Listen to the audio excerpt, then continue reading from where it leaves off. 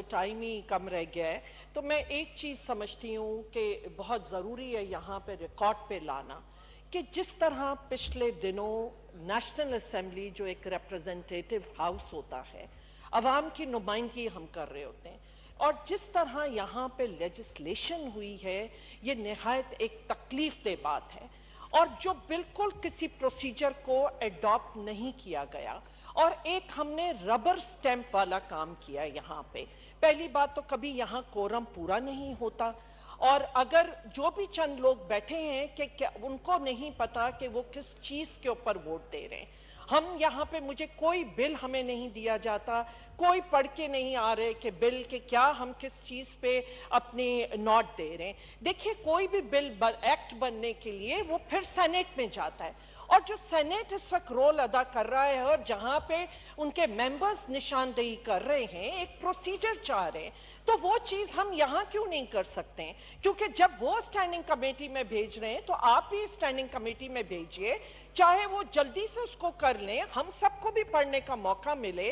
तो ये बड़ा एक तकलीफ दे है और 50 से ऊपर आप बिल यहाँ पे पास हो गए हैं और कुछ पता नहीं है किसको कि हम क्या कर रहे हैं। दूसरी चीज जो 25 यूनिवर्सिटीज का, प्लीज ये बहुत बड़ा इसके ऊपर स्कैम है और इस तरीके से यूनिवर्सिटीज के हवाले से जो एक सूबाई सब्जेक्ट है कि उसको हम यहाँ पे क्यों इस तरह ला के और कुछ पता नहीं है और हम स्टैम्प किए जा रहे हैं। मैं उम्मीद करती हूं कि सेनेट में उसका भरपूर तरीके से चेक किया जाएगा और हम आंखें बंद करके फेडरल लेवल पे ये चीजें नहीं होनी चाहिए। और इसके अलावा बहुत सारे दूसरे हमारे लेजिस्लेशन पे कंसर्न्स हैं कि जिसको आपने अगर यहां स्टैंडिंग कमेटी में भेजा होता, शायद थोड़ी सी हम उसके साथ अमेंडमेंट्स के साथ हम वापस ले आते और वहां पे अपना कंट्रीब्यूशन करते। और उसके साथ साथ क्योंकि यहाँ पे जिस तरह पार्लियामेंट चली है कुछ अरसे से कि अपोजिशन को बिल्कुल गैग कर दिया गया, जो हकीकी अपोजिशन थी कि उसकी आवाज बिल्कुल बंद कर दी गई। देखिए हमारा काम एक ओवरसाइट रोल होता है। जमहूरियत जमहूरियत जमहूरियत कॉन्स्टिट्यूशन ये तो एक जोक बन के रह गए। कोई जमहूरियत अपोजिशन के बगैर नहीं होती, कोई जमहूरियत ओवरसाइट के बगैर नहीं होती। पर यहां बेहतरीन कोशिश की गई कि यहां पे अपोजिशन को गैग किया जाए। एक बड़ा अच्छा स्लोगन स्पीकर साहब ने दिया था, जो मैंने भी जब मैं स्पीकर थी तो मैंने यही बात की थी कि let the minority have its say and let the majority have its way. But to be honest कि यहां पे कोई माइनॉरिटी की से नहीं थी, यहां पे बिल्कुल अपोजिशन को बोलने नहीं दिया गया। आपके पास मेजॉरिटी है, आपके पास नंबर्स हैं, आप पास कर सकते हैं, पर कम से कम आपको सुनना तो चाहिए था कि हमारे क्या है यहां पे। और जो मेजॉरिटी लेजिस्लेशन हुई है उसका अवाम से कोई ताल्लुक नहीं है, कोई भी ताल्लुक नहीं है जितनी यहां लेजिस्लेशन हुई है। तो खुदारा अवाम जिस तकलीफ से गुजर रही है इस वक्त, हमारी इन्फ्लेशन शायद सारी दुनिया में सबसे ज्यादा इस वक्त, और रूरल एरियाज की जो इन्फ्लेशन है कि वो है, हम नहीं अंदाजा कर रहे हैं कि किस कर्ब से हमारी अवाम गुजर रही है। मैं ये उम्मीद करती हूं अब भी जितने दिन हैं कि खुदारा हम कुछ अवाम की बात कर लें। और इसके साथ साथ स्पीकर साहब,